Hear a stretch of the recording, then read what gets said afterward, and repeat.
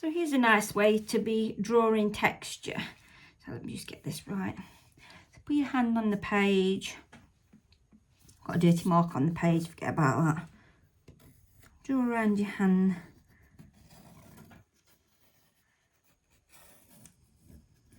We've all done this at school.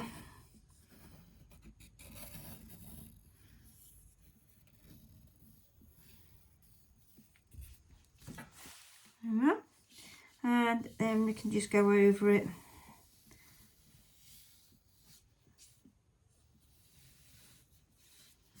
Okay.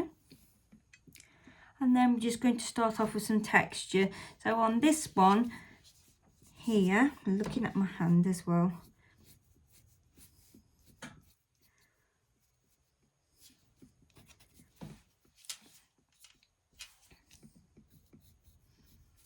Just going to start off with a little bit of brickwork. So the reason why I'm doing it like this is so that you can see all the different areas and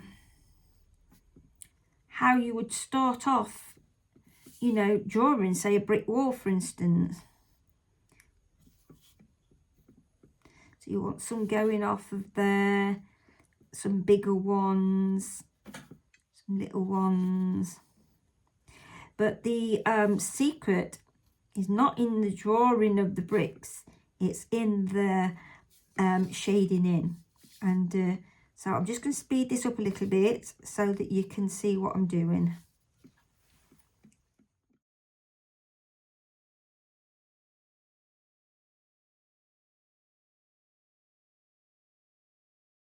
So the next thing I'm going to do is I'm using a Micron Graphic pen now. It's a fine liner pen, but it's like water resistant, so waterproof. So with this pen now, I'm going to go around the bottom of each of these bricks quite roughly, because it's these that's going to give it the individual area of darkness. This is just how I create bricks. I don't claim to be no expert, okay? But this is how I do it and my texture. If you add quite a bit underneath, just underneath the dark areas, you'll where the gaps are, if you like, then you can then fill in with some cracks and things like that. So like here, look, I can come down here and create some kind of a crack. So here we go. So it comes down. So remember, this is just a drawing exercise. We're just practicing, you know, the feeling and texture, different ways that make it less boring. Not out for an end picture, just here, just minding my own little business and just adding in little bits and bobs. So I'll just continue with this.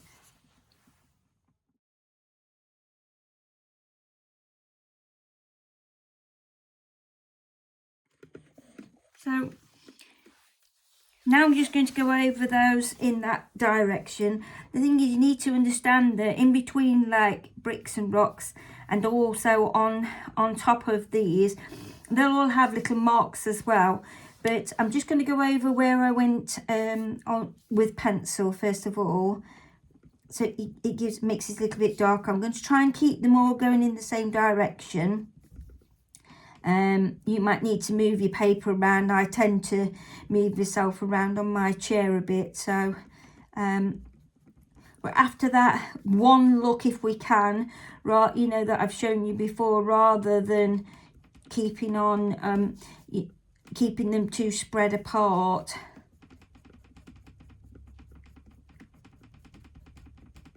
So I should continue on.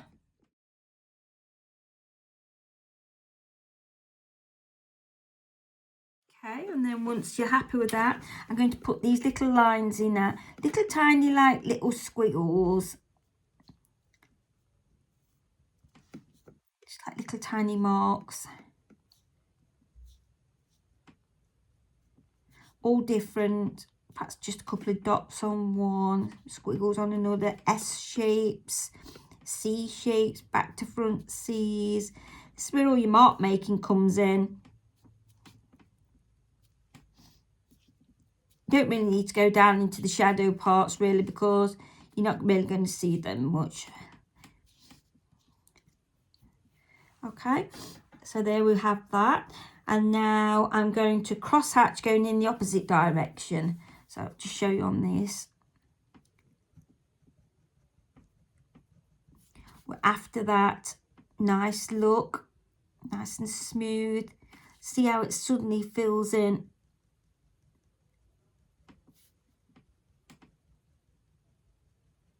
And looks all as one.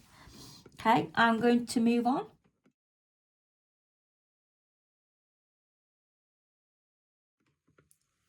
Okay, so imagining this is the side of the building now. I want to create some shadow coming across here now. So this time I want to first of all come around this edge and make it a lot darker. This is a 01, so it's quite a thin.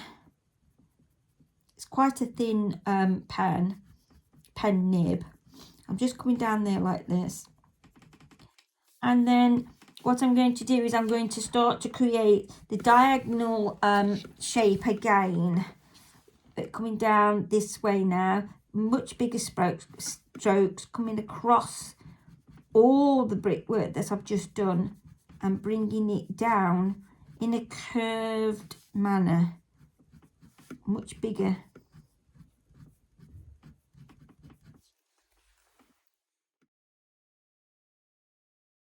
Okay, now I'm going to go again in the opposite direction. Kind of curving it as we go.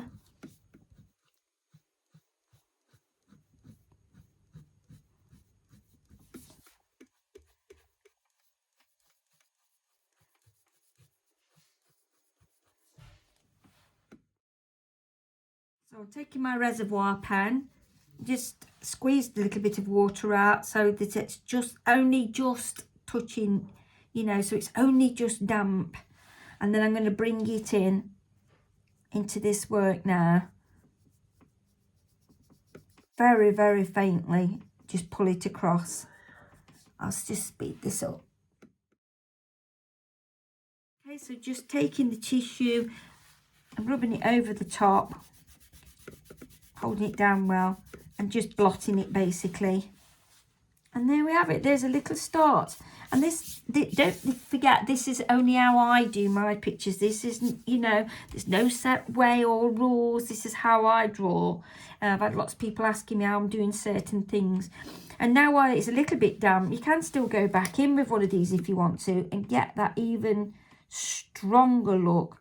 Be careful now. This is on watercolour paper. So yeah, it's just on the back of an old picture I'm using. Just to demonstrate to you. So yeah, if you want even more stronger shadow, you can also go down this way again. So you've gone one way, the other way, and then you can go down in a straight line and it will fill in even more gaps. Be careful though, because it can start to look a bit messy, and you know, you don't really want that. But that's you see, the good thing about these pens is if you use them, they don't bleed if you let them dry. You draw something, let it dry, and then it won't, and then once it's dry, you can paint over it with watercolour and it won't bleed. If it does, it's ever so faint, you can barely see it. But if you wet it and use it like this, you can also get it to smudge into your work and create shadows as well, and that's a really good handy thing to have as well, isn't it? So yeah, so that's one little technique I thought I'd show you. I'm just playing about with it now. Have a go and see what you can come up with, and yeah, I'll show you a little closer up. So I decided to do the other side as well, so it makes it a little bit more rounder. So I've done it identical to how I've just shown you, but on this bit here, I've just done the curves the opposite way round. So it's giving it more of a rounded look. So, yeah. So we'll move on to the next finger. Okay, so on this next finger now, I thought I'd just show you how I do trees, you know, trees from a distance, and getting that lovely look. So I'm just going to start off, we're doing this finger now, just going to start off with some little gaps here to make sure, making some little marks here, perhaps going up there, going up there, up there, and then just taking them off over the finger a little bit. I'll go round the hand so you can see. So I'm just going to create lots of like little squiggles like this. Very, very random they are. Like I explained to you about your mark making.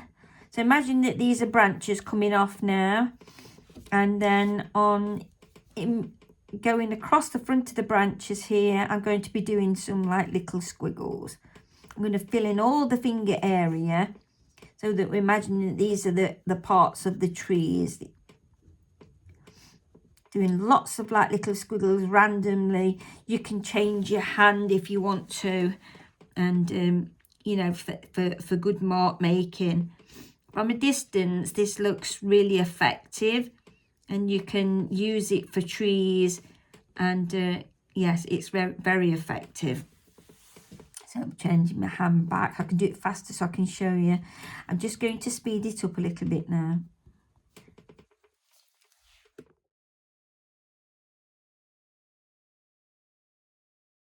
Okay, so now I've covered that area with a light, you know, a thinnish pen, an O1. So now I want to make it a little bit more heavy, because towards the centre of a tree it would be more heavy. So I'm going to go with some thicker lines. I'm still going to go in with you know, I'm going to use the same technique. I'm going in and out here and across everything, and it gives it that more fuller look. A lot easier. Obviously towards the top they would be more spread out, and around the bottom the squiggles would be much bigger, and in towards the center here, like as if this was the center of a tree, they would be a lot more, you know, thicker and more, is it dense, is that the right word? I don't know. And so these ones would be a lot bigger. The nice thing about this is that you can bring them hanging right down, as though that they're hanging off of something here like this. Same principle.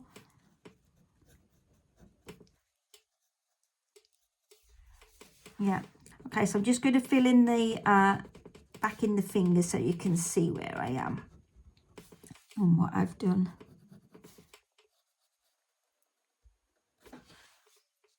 Okay. Simple technique.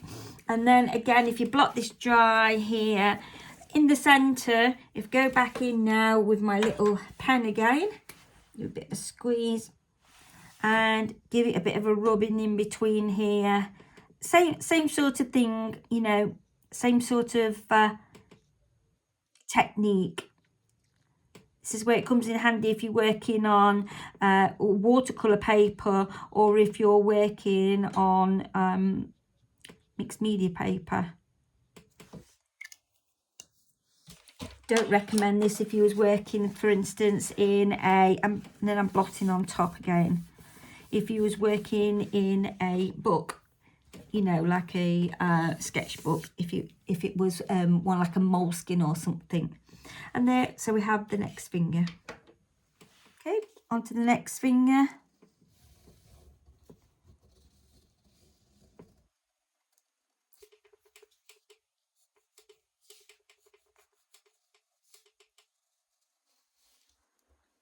So what sort of things can we use for skies?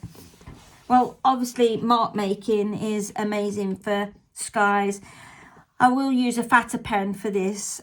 So imagine that this area is the sky area. when you're working on a drawing, if you'll have to work in between like clouds and things, so it's not easy. So you'll want straight lines for this, and then so you've got to mix them up. So you've got here a straight line and a dot at the top, just a straight line. The importance here is really to try and get them straight. You can use a ruler, but be very careful because it can quite easily smudge it. So here I am trying to show you here.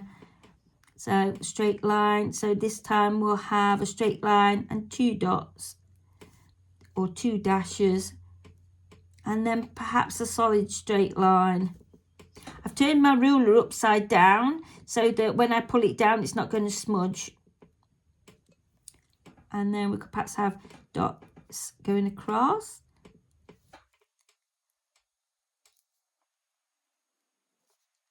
Bigger dashes. Maybe another solid line. The importance of this is to keep them the same distance apart. That's another important thing. And so if you're going around things, you can just do that. So if I was going to go up to, I could only go up as far as here. When you go up, say if I was going across to that other finger, but it was the sky, imagine it's the sky, you would come across, but you would stop about here. So you're leaving a gap around the actual, if there's something in the sky. So if there's a bird in the sky, or if there's trees that go really high up, or buildings that go really high up. So that's what you're wanting from that. So, yeah. So experiment and play and see how many different ways that you can, how many different ways can you fill this finger, so that they're all different. Bit of Morse code here, look. Dot, dot, dot. Dash, dash, dash. Dot, dot, dot. Yeah, bit of Morse code. Those of you who don't know, that means help. Another solid line. The solid lines every now and then will break it up. If you want to draw the attention all of a sudden to make into a certain area, then you can just change it up by, obviously the lower you come down, the broader that line will be. So it will they'll get bigger, the marks will get bigger. But if you wanted to make it look like it's going into the distance, they will get smaller. I'm going to do mine bigger, just so I can show you. Oh, that one didn't come out very good. So I'm going to persevere with this. I'll speed it up. Let me just show you something. So this is one of the first drawings that I did actually. I've started to add a bit of colour to it, as you've seen. So here are the bricks here that we've just been doing. This kind of a brick, which was that first finger there. And then of course your trees and your bushes and things that's on here, they here, look. So you're making them like that, look, and you can create your branches and then just have all these squiggles coming off. So you're creating a texture, a visual texture, and it's all down here, look. You're creating that so that it gives you that feel of that lovely texture, and in the distance it looks like a real tree. So you're giving the illusion of giving lots and lots of detail without there actually being lots and lots of detail there. So then when you go on to this finger, look, and we're using this technique here for the sky. This is where it looks like on the sky. Can you see? So yeah, so here is the sky. And each one of these is different. This is where it comes in handy when you're doing it larger, because you can take this right across. But can you see what I was saying to you? When you get close to your object, look, you leave a gap. Sometimes here, because this was the first one that I did, I didn't. But there is a bit of a gap there, but some of them came a bit close. If you leave a bit of a gap, it creates an illusion of space around it. It makes the building look more round. So it is important. So again here, if you space them out, look, it looks further away.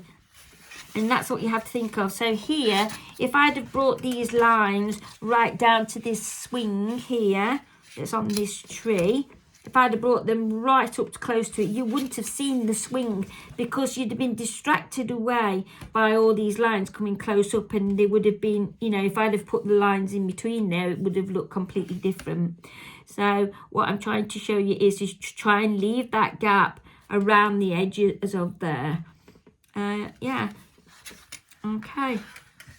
So moving on. So this time moving on, we're trying to find this is a little bit like Zentangle, because on this next part, because what we're trying to do here is we're trying to create now, if you want to cover quite a bit of an area with something, so here, look, we're going on to the next finger. Oops, I've gone a bit funny there, never mind. So starting off with a flower. So here, look, I'll do it where this is 1, 2, 3, 4. Let me use a thicker pen. And always put your tops back on the ends of your pens, and then you'll never lose them. These are quite expensive if you lose them, and they dry up straight away. So now we're going to go down on the inside of these nice and neatly, coming round. Don't have to be perfect, but this is a good way of closing in an area that you need to make use of the space. And then of course from this one you've got an opening here, then you can move on to the next one.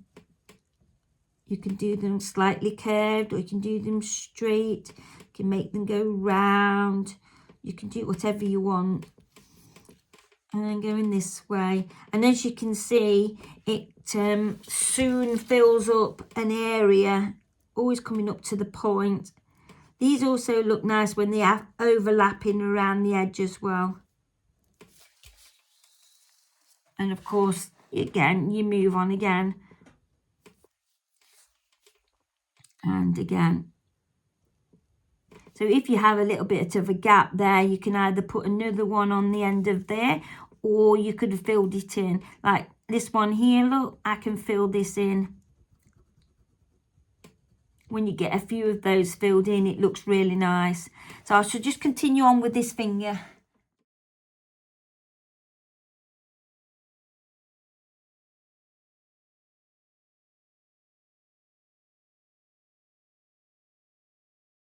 Okay, and on to the last one. So I wanted to cover a large area now. So this is ideal for the sides of buildings and things. So on just some scrap paper, I'm just creating this. I'm doing it this length ways, just so that you can see it when I just a bit like mono printing. So get it all nice and wet and juicy. And it's good because you can use this and then cover it with some after, and then get it all nice and wet like this. And then you can just literally place that down. Make sure I've got it in the right place for you to see as well. And then rub it on. And then take it off. There, and it's created a nice little effect, so you can continue to do that.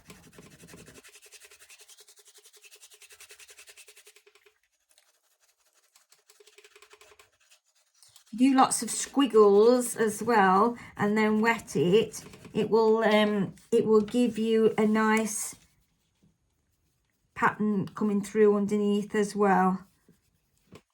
You have to be very quick though which isn't easy when I'm trying to show you on here. There. And no two prints will be the same. So that's quite nice. It's quite nice to cover the area. Let's do a bit at the top here where this finger end is going to go.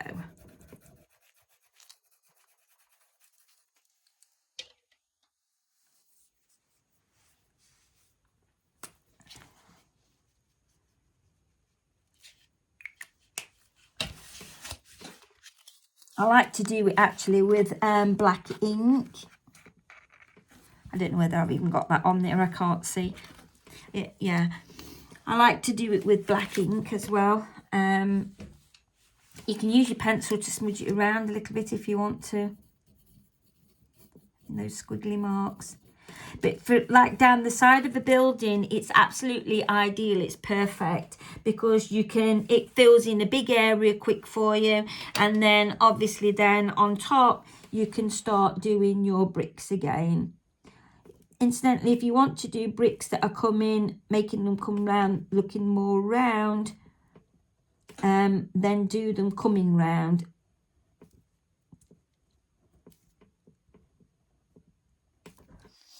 So let's just draw this up.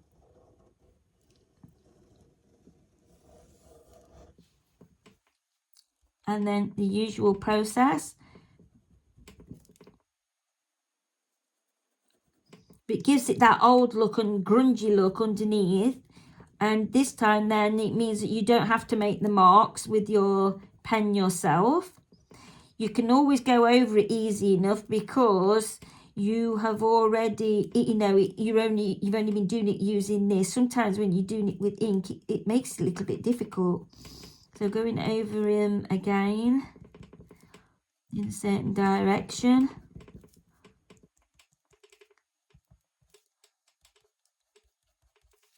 And then coming back across.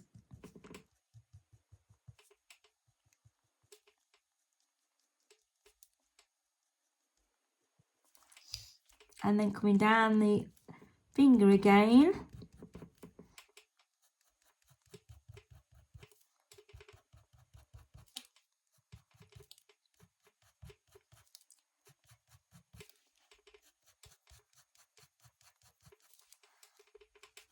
Adding a bit of shadow up this side.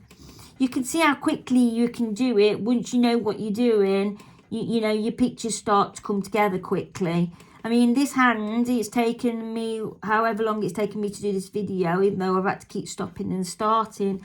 It's taken me not very long at all now because I've speeded it up. And this is how you get into doing your big drawings, because you're not doing it slow. You're getting used to doing your cross hatching in a certain direction. You get better at it and it gets more flowy. And yeah, it's interesting. And you get lost in your own little world. That's what I love about doing this.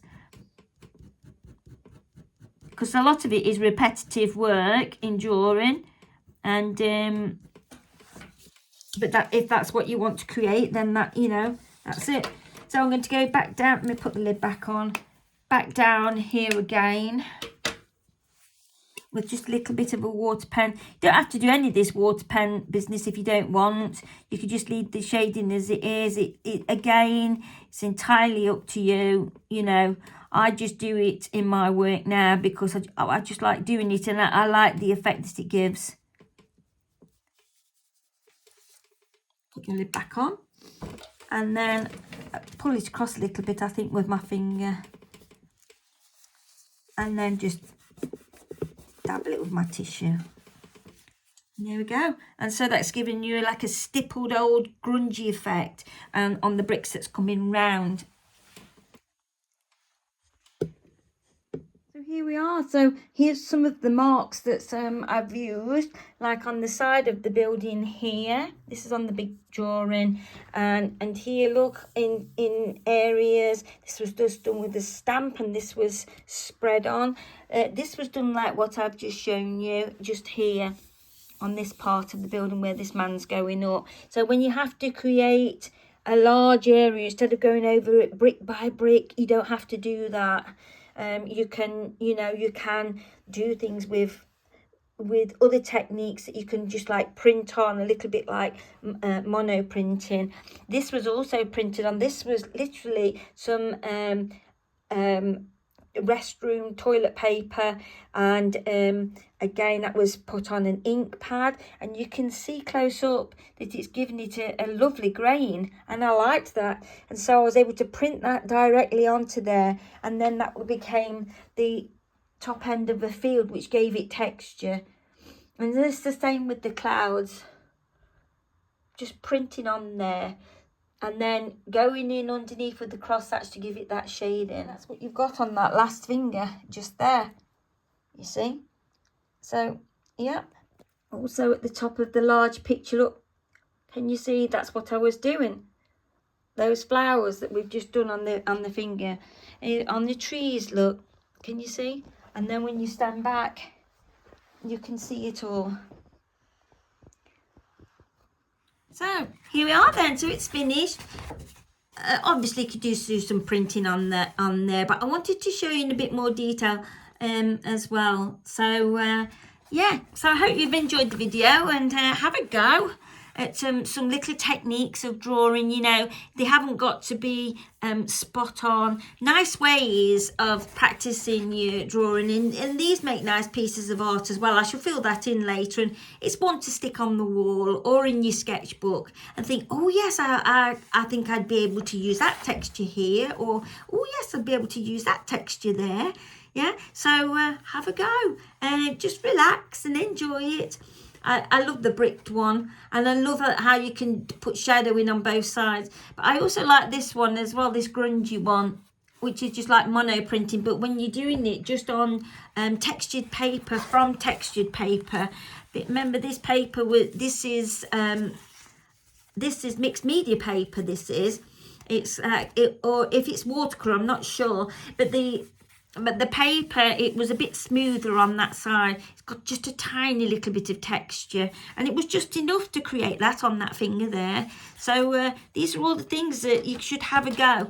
And if you don't want to do it on a big sheet like this, you just do it on, I mean, this is just on the back of an old painting. That's why there was a mark on it. But yeah, have a go. And yeah, I hope you like some of the techniques that I've used in the big picture, and I hope it gives you the incentive to have a go yourself. So, okay, bye for now. Bye.